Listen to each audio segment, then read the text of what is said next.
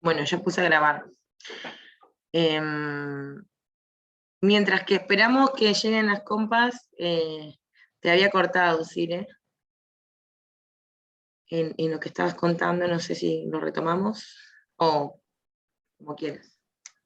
No, era eso lo que había pasado, pero bueno, sí, en ese momento uno no tiene herramientas a esa edad. La voz de los chicos no era tan escuchada como es ahora, las cosas eran diferentes, pero bueno, pude salir airosa de la situación. Es lo que te decía, la verdad que tuviste un montón, o sea, dentro del digamos, el coste que significó tomar una decisión, pudiste tomarla y ejecutarla, digamos, tuviste un plan y lo desarrollaste. Y eso... Claro, y yo creo que, aparte, lo que ayudó un montón a todo esto, a que pudiera tolerar todo esto, fue la biblioteca, Fue la biblioteca fue genial, porque era mi amparo. Entonces, el recreo, biblioteca. Así que, de igual manera, tenía mi grupito, éramos un grupito muy chiquitito, de 4 o 5, que los papás hacían un esfuerzo enorme por mandarnos a un colegio privado para tener una mejor educación, un montón de cosas, y cuando faltaba mi amiga era como... Así que, bueno, el refugio estaba en la biblioteca. Así que, bueno, de igual manera, eso me abrió una puerta a otras cosas, a un mundo imaginario de libros, de historias, que dije, bueno, gracias. Donde se cierra una puerta se abre una ventana. Y fíjate que a veces esas huellas van marcando también las decisiones que luego tomamos como adultas. Fíjate que no es casual que vos estés estudiando la tecnicatura. O sea, No, en esa vivencia así que... de rescatar y sentirse rescatada y bueno, significar eso para otras personas, como esa capacidad de resiliencia. Leí que una biblioteca tiene que ser un puente, ¿no? Un puente hacia otro mundo, hacia un mundo imaginario, un mundo de cosas que uno no conoce, de historias, de lugares que no conoce. Entonces es fabuloso, no solamente, o sea, que la biblioteca es un amparo para quienes por ahí la están pasando mal, sino que tiene que ser algo para todos, que te brinda tantas oportunidades, tantas cosas lindas. Entonces, bueno, a pesar de esa situación, la biblioteca fue algo que a mí personalmente me salvó. Recién en el otro curso, bueno, estoy dándole clase a gente que va a ser docente de primaria. Entonces estábamos reflexionando por qué de nuestro tránsito por la escolaridad primaria, o sea, a nivel inicial, primaria y secundaria, en el que más o menos docentes nos cruzamos como estudiantes nosotras, ¿no? 150 personas, entre equipo directivo, maestro de música, plástica, maestro de o sea, más o menos son 150. Entonces el ejercicio que le estaba haciendo era, bueno, ya pensemos cuántas de esas 120 personas que hicimos una cuenta nos cruzamos, nos marcaron para bien. Para bien. Y bueno, un ejercicio fuertazo porque son una o dos personas y algunas personas no tienen una persona que las haya marcado bien. Y que las personas que nos marcaron nos recordamos con nombre y apellido de esas personas.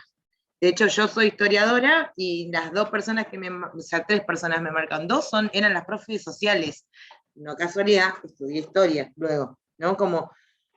Y muchas de las personas, incluida yo, de esas personas, los bibliotecarios, las bibliotecarias, fueron esas personas que nos marcaron positivamente. Entonces, miren el potencial que tiene la biblioteca escolar, ¿no? La biblioteca en la escuela, ese lugar de refugio, y qué importante es ser una persona que va marcando positivamente a las otras personas que encima son menores de edad, que va encontrándose, ¿no? Porque en general las huellas y las heridas, o sea, las huellas de la escolaridad primaria mucho tienen que ver con la segmentación, con la discriminación, con que te apunten, porque te apuntan si sos flaca, si sos gorda, si sos linda, si sos fea, si sos mapuche, pero si sos rubia también. ¿no? Entonces, bueno, ¿cómo operamos como adultos en ese lugar para poder nivelar y hacer de la escuela, que encima es un lugar donde pasamos tanto tiempo, un espacio amigable para nuestra psicología, nuestra psiquis, en realidad, ¿entendés? Para nuestra Claro, tal cual. subjetivación, para cómo se va armando el cerebro de alguien. Y bueno, ayer fue el día de la bibliotecaria, ¿no? Yo la saludo de antemano. Ya se sientan ser bibliotecarias, chicas. Feliz día. Las futuras. Pero bueno, es un poco eso.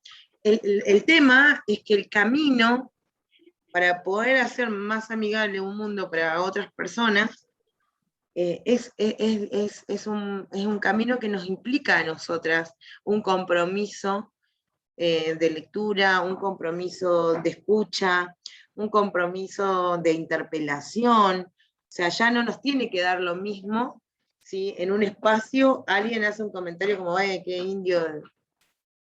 Y no, la verdad que nada que ver tu comentario, como así no aceptamos más, hace un tiempo eso de mogólico, ¿no? Bueno, loca, pongámonos las pilas con cómo nombramos las cosas que nombramos, porque no está bien las maneras de nombrar. Y para nosotras, puede ser que sea un chiste, puede ser que lo hagamos sin querer, pero para la otra persona que lo está recibiendo marca algo. Y ese es el espacio en donde tenemos que ser cuidadosas, porque no estamos trabajando con plantas, o sea, ni con rocas, ni con minerales, ni con elementos. Estamos trabajando con personas, vamos a trabajar con personas. Incluso ustedes que van a trabajar en medio del libro, van a trabajar con personas. Sí, donde el poder de la palabra significa mucho, ¿no? Marca, o para bien o para mal, pero... Lo que se dice, lo que no se dice también. Porque lo que no se nombra no existe. Esto que les decía yo a las pibas, ¿por qué no hay una persona con discapacidad motora, motriz, visual, auditiva en un aula en educación superior hoy? ¿No? ¿Por qué no? ¿Por qué no hay alguien que no llegó, digamos, y debe haber un montón de personas en condiciones de estar estudiando una tecnicatura? Chicas, nos está pasando ahora a nosotros en este aula. No tenemos compañeras con disidencia con neurodisidencia, digamos. No tenemos compañeras o compañeros usuarios de silla de ruedas o de algún aparato para la movilidad. ¿Por qué? Es la pregunta, ¿no? Sí, digamos, todo esto viene, repensar la historia, ¿no? Sería porque las instituciones tampoco están preparadas para recibirlos, porque hablamos de inclusión, por ejemplo, pero esto que dice usted, no sé, una silla de ruedas. ¿Cuántas instituciones están preparadas para recibir a personas con sillas de ruedas? No, o sea, no hay. Por ejemplo, en la universidad hicieron las rampas, pero mi clase, el último año antes de la pandemia, era en un primer piso y los ascensores no andaban. Entonces yo tenía un estudiante, usuario de silla de ruedas, que entraba a la universidad, pero no entraba, o sea, era un montón llegar arriba. Y si llegara arriba, luego si quería tramitar un trámite, ya no podía, porque facultad, departamento de alumnos, BD, todo arriba. Entonces, bueno, el ejercicio ese que vos decías, María Angélica, de repensar, es un poco el propósito mío en esta materia también, es que nosotras podamos hacer 3 movimientos. El primero es así, es pensar, repensar, despensar y repensar, ¿no? El pensar, los conocimientos ya los traen, porque han pensado, hicieron la primaria, hicieron la secundaria, ya cursaron, y además de los estudios, en lo académico, también ven las noticias, escuchan la radio, reciben las revistas, ven el WhatsApp. O sea, pensar, el ejercicio de pensar es el que nos sale innato. Luego tenemos que despensar. En la primera clase que les subí de presentación les hablé de un tal Enrique Dussel, se lo voy a anotar acá, en el chat. Enrique Dussel.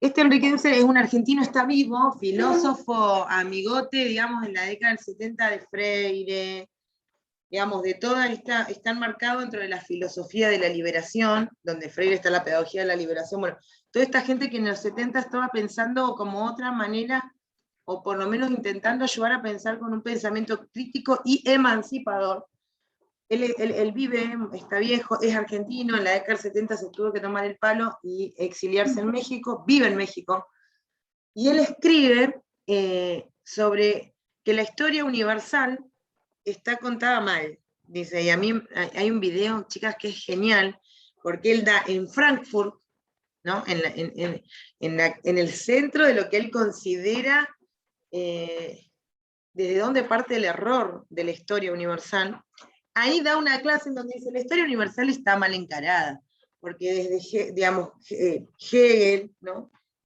Hacia 1800 plantea que la historia universal nace en Europa.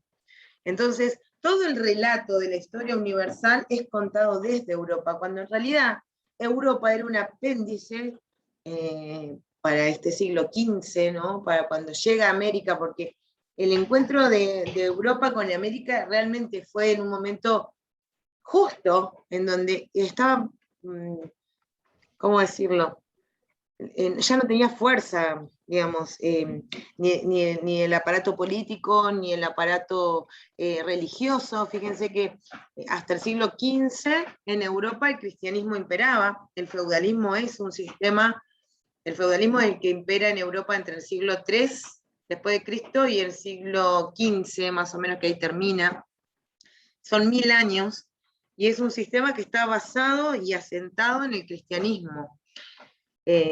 Como fundamentación ideológica de ese sistema social, político, económico, ¿no?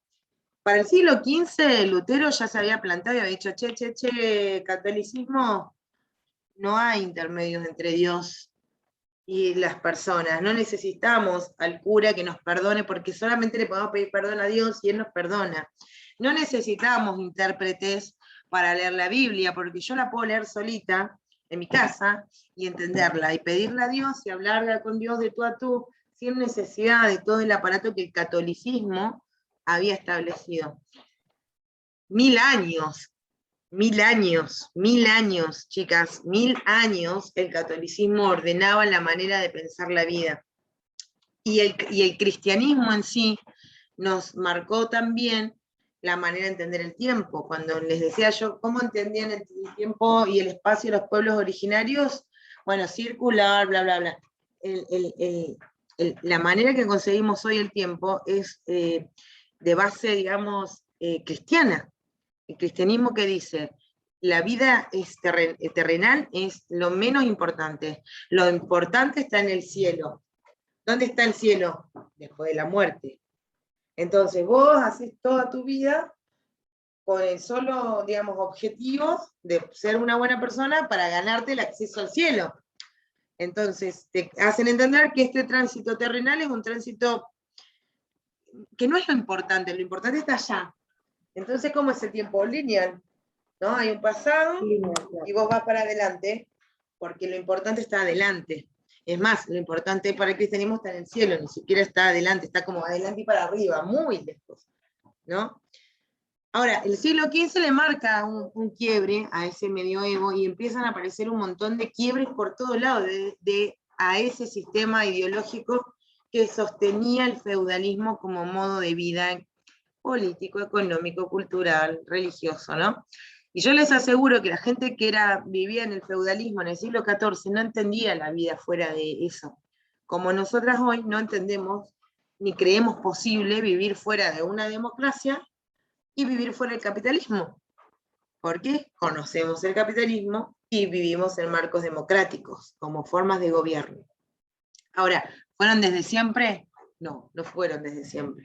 Las democracias aparecen en el mundo, en la historia universal, aparecen en el siglo XVIII con las revoluciones burguesas. ¿Se acuerdan de las revoluciones burguesas? ¿Cuáles son?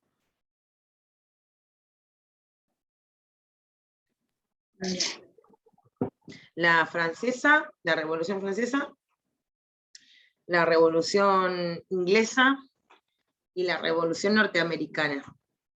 Y se las conoce como revoluciones burguesas porque justamente la encaran burgueses. ¿Quiénes son los burgueses? Ay, yo amo esto, chicas. Porque acá nosotras, para nosotros es muy común todo esto, y esta gente era la resaca, eran los pobres y los disidentes del medioevo, ¿no? En el medioevo, cuando este sistema piramidal, que estaban los nobles acá arribita, los sacerdotes, primero de todo, ¿no? La élite más alta era la élite religiosa. Luego venía los nobles, la nobleza, los reyes, los pequeños reyes, y luego venían el pueblo, el campesinado, ¿no? El catolicismo lo que hacía para el medioevo era justificar que vos no tenías nada que hacer porque el tránsito por la tierra no importaba, entonces si vos naciste campesino, moriste campesino, porque no importa qué seas, lo que importa es lo que va a pasar después que te mueras. Y eso justificaba también la manera de vida, la economía, ¿no? La vida feudal era una vida de subsistencia, sí, de subsistencia, se subsistía. ¿Y qué se subsistía? ¿Cuál era la subsistencia? Bueno, vos hacías todo, primero que la vida estaba organizada en estos reinos, pequeños reinos, en donde el señor feudal, a cambio de protección, porque había todo un mundo mágico, que hablamos un poco la clase pasada, ¿no? En los fantasmas, bueno, hay mucha novela, mucha película en Netflix también de esta época, ¿no? Como todo lo de afuera del muro del reino era horrible y lleno de monstruos, fantasmas. Entonces el rey te ofrecía protección adentro de su reino a cambio de que vos, o sea, tu patio vos cosechabas para vos, tu familia, y para el rey, y para los monjes, ¿no? Entonces vos tributabas, se tributaban a los monjes que te aseguraban que vos vayas al cielo, le tributabas al rey a cambio de protección, y comías de tu huerta y subsistías. ¿Qué pasa? Empieza un montón de gente a irse hacia el siglo XIV, hay como dos procesos en el siglo XIV, siglo XV, ¿no? Las ciudades que, cuando cae el Imperio Romano, y ahí me estoy yendo re atrás, perdón si me voy tan atrás, pero me voy al siglo III, Roma, Grecia, todo divino, enorme, Coliseo, bueno, ese imperio cae, se abandonan las ciudades, y es ahí donde aparecen estos reinos que les digo, ¿no? En toda Europa, muchos, el mapa político de Europa eran puros reinados, puras manchitas de reinos. Eso dura 1000 años, es increíble la eficacia que ha tenido esa forma de organización de la vida. Para que se den una idea, el capitalismo debe tener 500 años, ¿no? Hacia el siglo XV, XIV, la gente empieza a abandonar los reinos y vuelve a poblar las ciudades que estaban en ruinas abandonadas. Roma, París, bueno, todas estas ciudades que tenían sus edificios, empiezan a ser repobladas por gente que empieza a salir del reinado. Y empiezan a dedicarse al comercio, a un intercambio, ¿sí? Empiezan a dedicarse al intercambio. Y ahí los reyes, digamos, eso pasa por un lado. Por otro lado, en algunas ciudades, en algunos países, que todavía no son países, pero en algunas regiones de Europa, por ejemplo, en la zona de Francia, en la zona de Italia, en la zona de Inglaterra, se empiezan, esos reinos que eran pequeños, empiezan a hacer alianzas y se empiezan a establecer monarquías absolutas. ¿Cuáles son las monarquías absolutas? Son aquellas en donde el rey tiene un poder soberano, tiene un poder. Ahí tenemos, por ejemplo, en Francia la historia de Luis XIV, Luis XV, Luis XVI, que por ejemplo, Luis XVI fue el peor de todos, el que le hicieron la revolución, pero su abuelo era considerado Dios, o sea, no Dios, porque estaba el Dios real, pero decían que la sombra de Luis XIV sanaba a la gente, ¿no? Como ese poder de padre que cuida, ¿no? Y todo el poder dado al rey para que el rey administre ese poder. Hay un autor que habla de una teoría descendente del poder. Estaba Dios, que le daba el poder al rey, y ese poder el rey lo administraba hacia abajo. Esta gente que empezaba a irse, se empieza a juntar, siglo XV, acuérdense de la historia de las bibliotecas, aparece Gutenberg, dice, hola, ¿qué tal? ¿Saben qué? Voy a hacer libros a gran escala. Y empieza a hacer libros, se empieza a masificar la cultura. La cultura que estaba reducida a los monasterios, que estaba reducida la lectoescritura a un grupo que eran los varones nobles, empieza a masificarse muy lento, muy lento. empieza a masificarse, la gente empieza a leer, a escribir, se empiezan a hacer, ¿cómo es que se llaman? Los centros universitarios, ahí en la ciudad, entonces van libros, vienen libros, empieza una movida, y empiezan a cuestionar este poder del rey, y empiezan a cuestionar con Lutero, con la aparición de Lutero también, que cuestiona a la Iglesia Católica, hay un montón de gente que se empieza a cuestionar el origen del poder, y empieza a decir, che, ¿quién dijo que el poder viene de Dios, le da el poder al pueblo, al rey, y el rey lo administra? Sin salirse de su mapa conceptual, dicen, empiezan a generar lo que se llama luego la teoría del poder, yo le dije, descendiente, ascendente. Entonces dicen, Dios en realidad le da el poder al pueblo. Ahí aparece la idea de pueblo, por primera vez en la historia, ¿no? Y es el pueblo el que tiene que, unido, haciendo un contrato social, ahí aparece Rousseau, Montesquieu, entonces dice, unido al pueblo, tiene que hacer un contrato social en donde le delegan ese poder a una persona que representa el poder del pueblo. Entonces, sin eliminar a Dios todavía, empiezan a decir, ya no es esta visión Dios, el rey, el pueblo, sino Dios, el pueblo, el rey, ¿no? Y empieza a aparecer esto, como él quiere con la idea del súbdito. Ya la gente no es súbdita de un rey, sino que empieza a aparecer de a poco esta idea del ciudadano que después se consolida en el siglo XVIII. Pero esta gente que empieza a teorizar en contra del poder del rey, tampoco eran que amaban al pueblo, simplemente eran estos comerciantes que necesitaban comerciar y que no haya un rey queriendo imponer las reglas del reinado, y tampoco querían darle tributo al rey por hacer, o sea, si ellos se iban, no sé, a buscar especias a China y venía, no querían dejarle el 30% de lo que traían al rey, porque el rey no había hecho nada. Entonces, es ahí donde empiezan a crear teorías para justamente debilitar ese poder. Lleva un montón de años esta,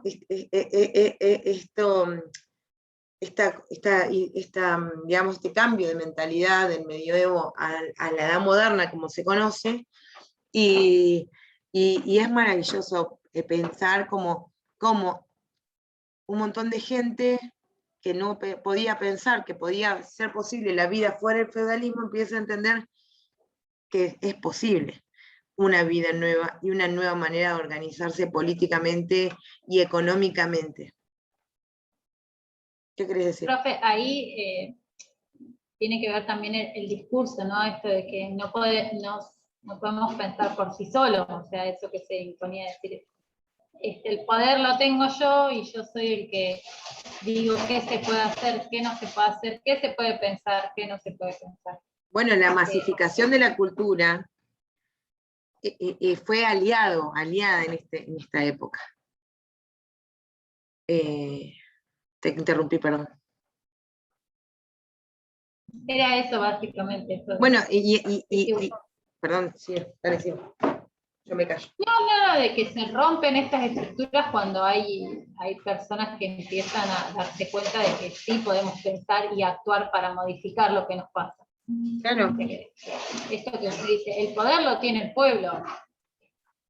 Lamentablemente, estos varones que empiezan a pensar cosas, y digo varones porque fueron varones, y cuando las mujeres quisieron pensar, las sacaban de adentro, lo hacían con una intencionalidad económica, digamos.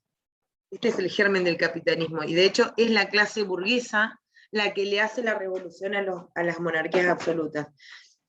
Te dicen que era un interés de emancipación, bla, bla. El interés era económico.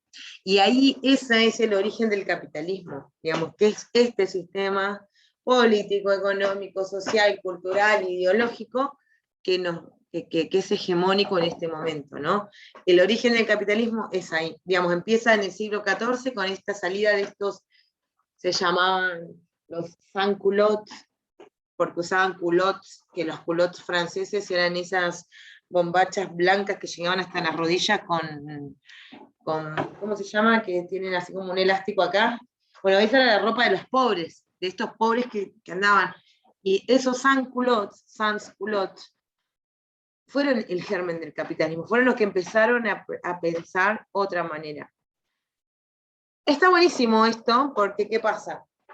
Esto le estoy diciendo, o sea, siglo XIV, siglo XV, monarquía absoluta, XVI, monarquía absoluta, siglo XVI, aparece América, entonces esta Europa que venía quebrando, las monarquías que venían así como desfalleciendo, ¿qué les pasa? Tienen un impulso porque de golpe se hacen millonarias de oro, millonarias de recursos, millonarias, entonces vuelve a tener un poder el rey grosso en el siglo XVI. Sin embargo, siglo XVII es la época del iluminismo, no sé si tienen alguna idea del iluminismo, bueno, si se acuerdan de la clase de introducción a las bibliotecas, no es introducción a las bibliotecas, es historia de las bibliotecas, deben haber visto, ¿no? El iluminismo, y acá aparece la idea de la razón muy fuerte.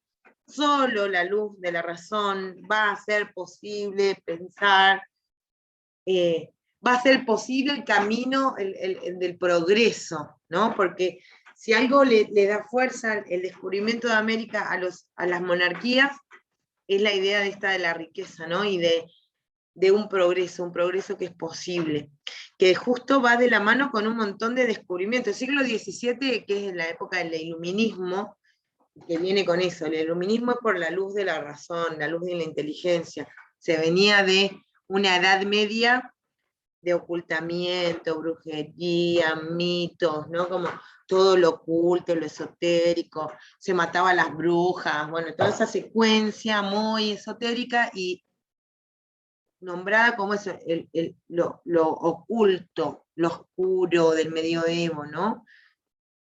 Se empieza a contrarrestar y se presenta el iluminismo y la ilustración. Siglo XVII es la época del iluminismo y de la ilustración. ¿Qué dicen? Bueno, la única manera de progresar, de ir para adelante, es un progreso mediado por el cerebro, por la autonomía. Y acá es la época de los descubrimientos del siglo XVI, siglo XVII, tenemos la imprenta, la brújula, no sé qué, no sé cuánto, la lamparita, el otro que hace la radio, todos los inventos, esta época. ¿Y por qué se llega a los descubrimientos? Porque el hombre piensa por sí mismo, no piensa mediado por la iglesia, ¿sí? Una vez que Lutero viene a hacer ese quiebre, junto con Gutenberg, junto con un montón, digamos, de personas que en el momento justo empiezan a cuestionar esto, ¿no? Sin gente que nos acomode cómo pensar, podemos pensar un montón y podemos hacer innovaciones técnicas. De hecho, del siglo XVII pasa algo maravilloso en Europa, que es el mundo se hace más grande, pero a la vez más chico, ¿no? A diferencia de los siglos anteriores. ¿Por qué más grande? Bueno, porque se descubre América. No es que fue 1492 que se descubrió América. Sí, el otro día les mostraba yo las imágenes de Pigafetta, que estuvo en 1790 en Patagonia. O sea, son todo ese siglo de descubrimiento de territorios donde se dan cuenta que el mundo es gigante. ¿Pero por qué se hace más corto? Por los avances técnicos. La máquina de vapor, los trenes, ¿no? La rueda, o sea, las ruedas, no digo la rueda porque ya existía la rueda, pero como el avance en las cuestiones técnicas hacen que el mundo de golpe se haga más pequeño, que sea más rápido llegar a otros lados. Y como loco, estaba todo el mundo ahí, como, bueno, listo, o sea, ya está, no hay rey, no hay esto, y empiezan a hacer un camino de la mano de la razón, de la lectura, de la escritura, ¿no? De las reuniones académicas, acá los fanzines, las revistas tipo diarios, el boca en boca, pero de ese, viste, es re cliché, pero era así, tipo extra, y gente en las plazas diciendo cosas en voz alta. Bueno, esto va pasando en esa Europa, ¿no? Va pasando gente que informa a otra gente a partir de panfletos, fanzine, pequeñas revistas, y se empieza a extender toda esta idea, estas ideas de un avance técnico posible, de un avance social posible. Esta es la época previo, ¿no?, a las revoluciones, la época de la utopía de Tomás Moro, en donde otro escenario es posible, cual no tenían ni idea ellos todavía, pero otro, un mundo utópico. Pero acá, bueno, empieza a jugar un mundo utópico de qué. Bueno, ellos venían del catolicismo, bueno, un mundo en donde no hubiera una estructura tan jerárquica en base a lo religioso. Un mundo en donde si el rey administraba la vida de las personas, bueno, un mundo en donde no haya una administración por encima de la gente que te diga qué hacer. Si uno lee la utopía de Tomás Moro, eso es una sociedad igualitaria, divina, donde no hay conflictos, pero porque no hay jerarquías, ¿no? Entonces, eso es algo que me gustaría que tengan en claro, que todo, digamos, todo sistema que nace y todo paradigma que aparece siempre viene a contrarrestar un paradigma hegemónico de una época anterior. O sea, nosotros no venimos a decir acá, hoy, por ejemplo, yo, Melissa, no vengo a decir, es importante revalorizar la identidad de los pueblos originarios por sí misma, porque se me ocurrió a mí sola. No, venimos de 100, 200 años en donde se masacró a los pueblos, se extinguió las naciones. Entonces, lo que se pide hoy en realidad es un reclamo a eso que era hegemónico antes. Digamos, ese es el cambio de paradigma. Entonces, todo lo que se plantea hoy como válido es porque en realidad antes no era válido. Todo lo contrario. Antes era lo subalterno, que a fuerza de estrategia se hizo hegemónico. Se llega al siglo XVI, siglo XVII, les decía, las monarquías se hacen cada vez más. O sea, Luis XIV, por ejemplo, para un ejemplo, en Francia, Luis XIV vive 100 años antes que este, o sea, que vive en 1600. 1600. Es el auge de las monarquías absolutas. Eso se pone tan intenso y se llega a un poder tan fuerte de control que ya se vuelve, o sea, los ricos, la monarquía se hace cada vez más ostentosa. Ya estamos hablando del siglo XVII, la época victoriana, ¿no? En donde, fíjense las películas, la novela esta en Netflix, si tienen, Versalles, entonces el lujo, el perfume. ¿Cómo se llamaba esta mujer? Me sale Cleopatra, pero eso es de Egipto. María, la mujer esta, Antonieta, ¿no? Sí, María Antonieta. La Sí. ropa, la elocuencia, los anillos, la ropa, las esencias traídas de China, y un pueblo pobre, un pueblo muerto de hambre, un pueblo empobrecido. Y esa diferencia entre la nobleza muy, muy rica y ostentosa, digamos, esta es la época del más Versalles, el castillo en París, se terminó de construir en 1700. Y la Revolución Francesa fue en 1789, o sea, en el momento en donde, digamos, los nobles, no son los nobles, la clase, la monarquía, los monarcas, son cada vez más ricos a costa de un pueblo cada vez más pobre. Y se levantan estas tres revoluciones que son más o menos en la misma época. La francesa, la inglesa y la alemana, la norteamericana.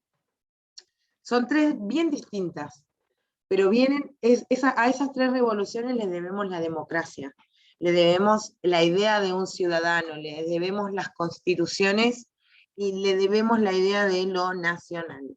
Hasta acá, en la historia de la humanidad, hasta 1780, no existía la idea de nación. Habían estados, sí, hubieron estados feudales, hubieron el estado romano, o sea, esas son formaciones estatales, pero no había esta idea de lo nacional, ¿sí? Tampoco estaba esta idea del ciudadano, antes eran súbditos, ¿sí? Pero no había una idea de ciudadanía, mucho menos de una democracia representativa, porque las democracias en Grecia y en Roma eran democracias con voto directo, no eran de representación, ¿no? Uy, es un montón. Yo por ahí les suba un resumen, porque ahora otra vez se va a terminar la clase.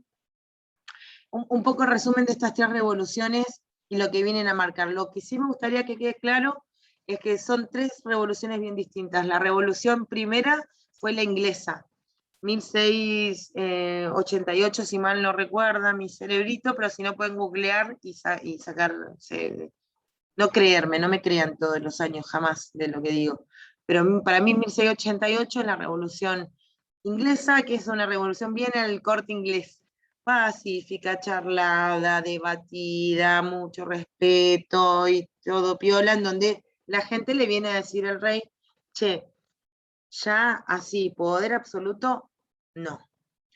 Así, poder, o sea, el poder soberano del rey, no, el pueblo tiene que decidir. Como fue tan debatido y todo, bueno, la monarquía inglesa sigue viva al día de hoy, digamos, Lady Di, Victoria, no eliminan a la monarquía, pero se presenta un tipo de gobierno, una forma de gobierno que son parlamentarios. El que decide en Inglaterra hoy es el parlamento, no es una persona, es el parlamento. Y el rey acompaña, igual el rey sigue enriquecido, los hijos están acomodados, manejan, digamos, tienen voz, votos, son re importantes. Bueno, todo bien, divino, todo. Una Sí. consulta.